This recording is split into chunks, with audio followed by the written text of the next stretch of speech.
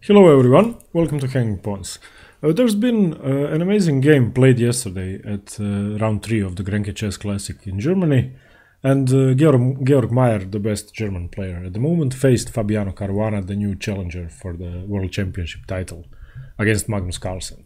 And Caruana had an okay start to the tournament with 2 draws out of the first 2 rounds, and in this round he was definitely looking for his first win, because Magnus Carlsen, his biggest rival, scored a victory in round 2, so he was half a point ahead. And in this game, Georg Meier had the white pieces. He opened with pawn to e4, and Caruana plays e5.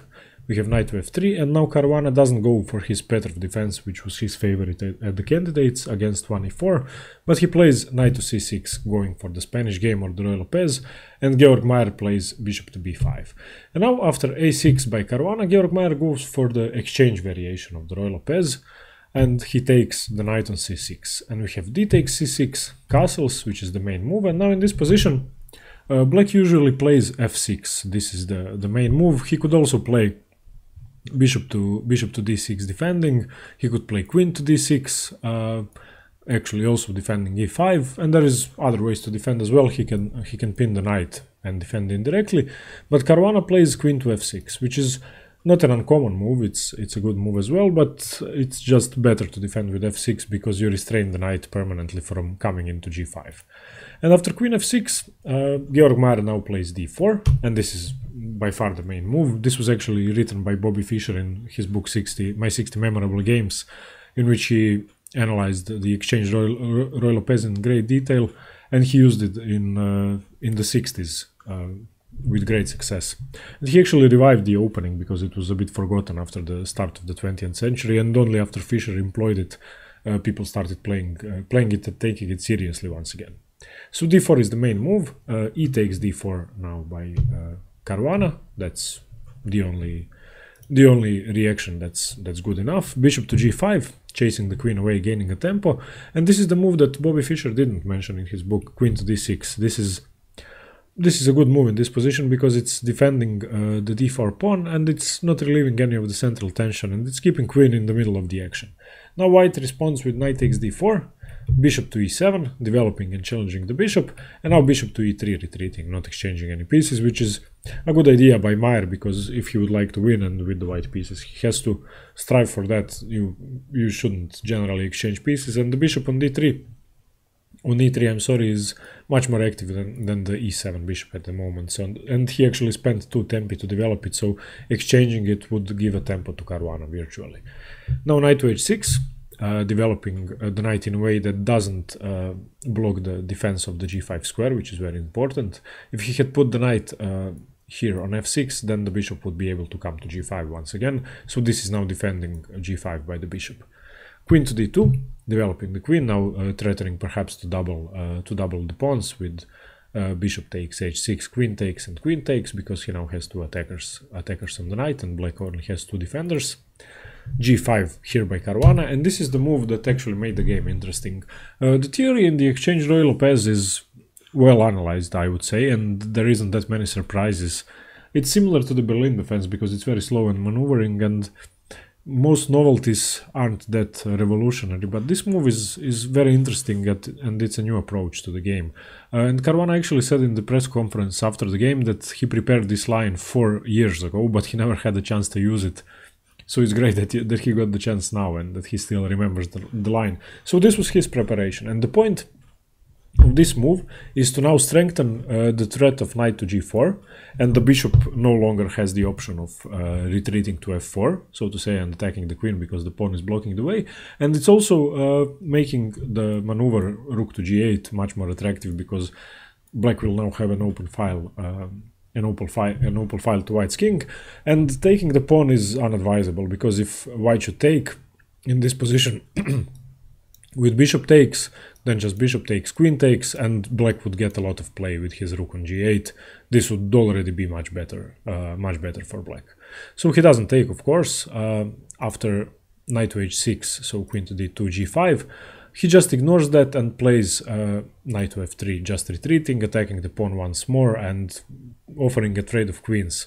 And in this position, the best move was bishop bishop to g5, but only a computer could understand that, because if he took on g5 in this position, then with the rook coming to g8, that would be practically really hard to defend for a human, but a computer could see a defense, so knight to f3 is better.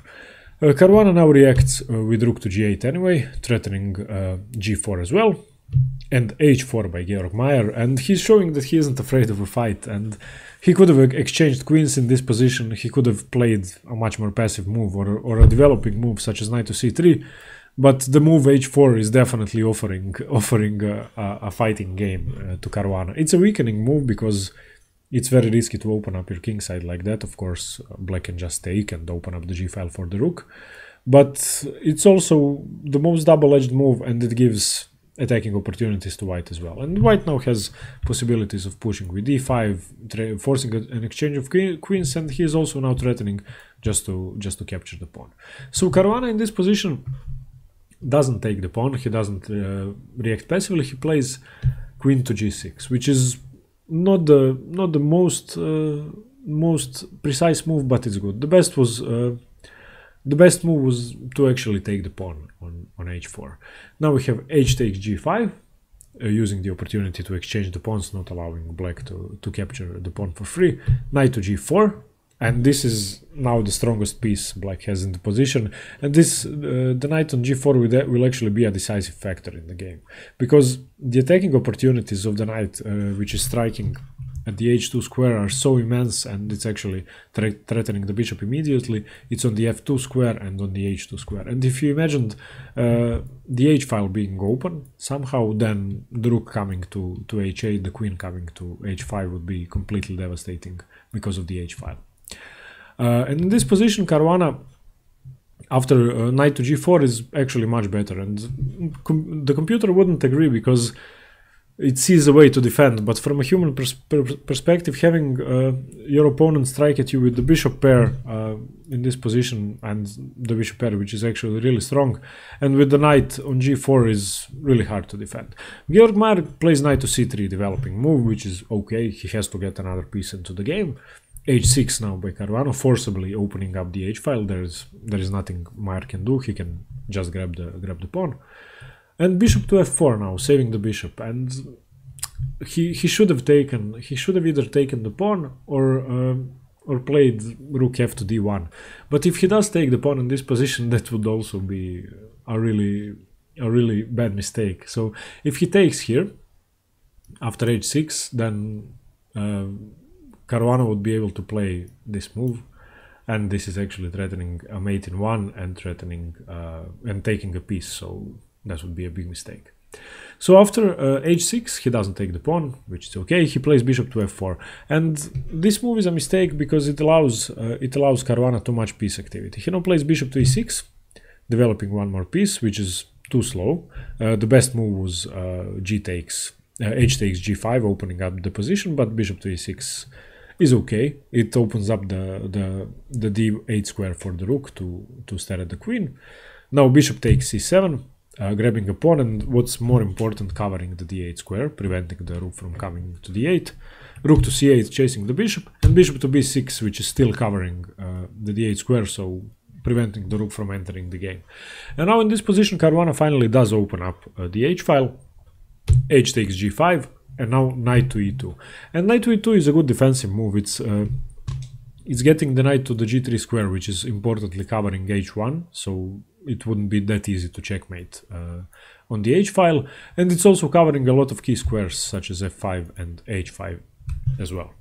In this position, c5 by Caruana, which is a very strong move because it's preventing the bishop from coming back to the defense and cutting out its path to the game, and it's actually also making moves such as rook to c6 possible to just chase the bishop away. And now knight to g3, defending some more, rook to h8, starting his attack. And in this position, a computer would tell you that it's equal, but I would never have the white pieces in this position. This setup just looks too scary. This knight is staring at h2, the rook is staring at h2 and h1. The bishops are monsters in this position, and the queen is able to go to the h file at 3 squares, so black has a free hand on the king side and the free attack. Now Meier reacts with rook f to d1, which is a good move, preventing black from taking over the d file.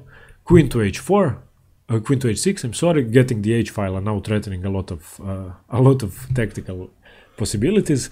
And here Meier goes badly wrong. He plays a move which is, it's aggressive, but it doesn't really do anything. He plays b4 in this position, and this move just it's forcibly trying to get the bishop back into the game and open up the diagonal, but there was much important things to do. After b4, Caruana of course takes, c takes b4, and now bishop to d4, getting the bishop back into the game, but that was weak and too much of a waste of time. Now Caruana has a lot of time to attack. f6, the rook was attacked of course, so he had to defend. f6 and now c3, trying to get rid of the b4 pawn. b takes, bishop takes, and now king to f7. It's connecting the rooks, which is a good move, and trying to get the rook perhaps to g8, and it's making the king a lot more safe. Okay, so now in this position, instead of king to f7, after bishop to c3, bishop takes c3, Caruana was actually threatening knight to h2 in this position, which is the main idea of the knight on g4. And of course, first of all, he can't take. If knight takes h2, then that would be checkmate, a forced checkmate in a couple of moves with queen to h2, king to f1, bishop c4 check, striking from the diagonal, and this is why it's checkmate. And after king to e1, queen to g1, check, knight to f1, and checkmate. So he can't take. After knight to h2, the best move would be knight to e1, and after that, the knight would just have to retreat to g4. He has to play knight to e1 to make sure he doesn't allow knight takes f3 and wrecking the pawn structure and weakening h2 and h1. But after knight to g4, knight to f3, bishop to c5, the position would be pretty equal, and white would have to, in this position, defend f2 with the bishop, and it would probably be a repetition. So knight to h2 is a strong move for black in this position, but it doesn't lead to an immediate win, unless, of course, he doesn't make a mistake and take. After king to f7, so knight to h2 was a possibility, but king to f7 is good as well, and practically speaking I think it's even a better move, because knight to h2 wouldn't have achieved anything, since Meier is a great strong grandmaster, so he would never take the knight. He continues here with rook a to c1, getting his other rook into the game, and rook to c4 now. This is not such a precise move, but it's obvious what the point of the move is. Caruana is strengthening the c4 square, which is by far the most important square in his position, because this check he will be able to play eventually would win the game and could win the game. So strengthening c4 is a must for black in this position, and he's doing that with the rook, and he's also cutting the entire fourth rank with the rook and being much more active in the center. Here Meier reacts with bishop to d4, offering an exchange, and b5, now strengthening the rook. And of course, if Meier would take with rook takes c4, then just bishop takes c4 would be completely winning. He plays queen to a5, which is it's a weak move, because it's getting the queen away from the defense of the king. And now after knight to h2 by Caruana, he's now finally going into the attack and threatening knight takes f3. Meier plays the blunder, which loses the game. He plays queen takes a6, and this now gives Caruana a free hand on the king side, and he has enough time to checkmate actually. He firstly plays knight takes f3, wrecking the pawn structure. After g takes f3, he plays g4 in this position, which is a strong move, double attacking the c1 rook. But what it also does is it's threatening to take the f3 pawn and just create a complete mating attack, because then the queen would be able to come to h3 and checkmate on h2. So that was a strong threat as well. But after g takes f3, there was a stronger move and a quicker win with queen takes h2, and after king to f1, rook h to c8, which is now threatening the rooks. And if rook takes, then bishop takes would be checkmate. Let me just show you that. So bishop takes, and now in this position there is nothing to do. The king has to go here, and this would be a forced checkmate in a few moves. So after after rook h to c8, the best move would actually be queen takes rook, because there would be no other way to defend. And after rook takes c8, rook takes c8, bishop takes c8, black would be just completely winning. So queen to h2 was a much quicker win for black, but g4 is very strong as well. After g4, Meier plays the only move to defend, f4, it's blocking the queen, but now queen takes f4, rook takes c4, exchanging the rooks, b takes c4, bishop to e3, chasing the queen away, queen to f3, rook to d6, and now rook to h3, and this is just an unavoidable checkmate, and there is no way for white to do anything anymore. And the game continues with rook to e6, which does absolutely nothing. Caruana doesn't even react to that. That's a lost piece, but he has a forced checkmate, so it doesn't matter. Rook takes g3 check, f takes, queen takes, king to h2, queen to f2 checkmate, king to h1, queen to f1, and here he resigned. And if the game continued, then king to h2 would be the only move, and after queen to h3 check, king to g1, bishop to c5 would be checkmate, because the queen is covering f1 and the bishop is striking at the other diagonal. So very nice checkmate by Caruana with the queen and bishop. And this is his move, his novelty in this game. The g5 move is actually a very interesting idea in the Exchange Ruy Lopez, and a very good way to fight against the variation, because it's immediately, okay, it's neglecting king safety and it's neglecting castling, but it gives black great attacking prospects on the g-file. And since white gave up his bishop pair with bishop takes c6 at the start of the opening, black also has the bishop pair, so this attacking combination of the rook on g8, of the two bishops, and the queen, which is able to come to the h-file, is completely crushing. And this idea of knight g4, which is blocking the bishop's retreat to f4 along with the g5 pawn, is a great idea as well. It's not forcibly winning, but it gives much greater attacking prospects to black than to white. And the pawn structure, which is favorable in the Exchange Ruy Lopez for white, doesn't even matter in this position. And black is the first one to attack, and he does it, and he has great attacking possibilities to do so. And if you want to learn more about the opening theory of the Exchange Ruy Lopez, I will put the link to a separate video I made on the basics of the opening in the description below. And thanks very much for watching. I hope you got something from this very exciting game by Meier and Caruana, and Caruana's g5 novelty. And stay tuned for more games from the Grenke Chess Classic and more chess theory. Thanks very much. Cheers. Bye.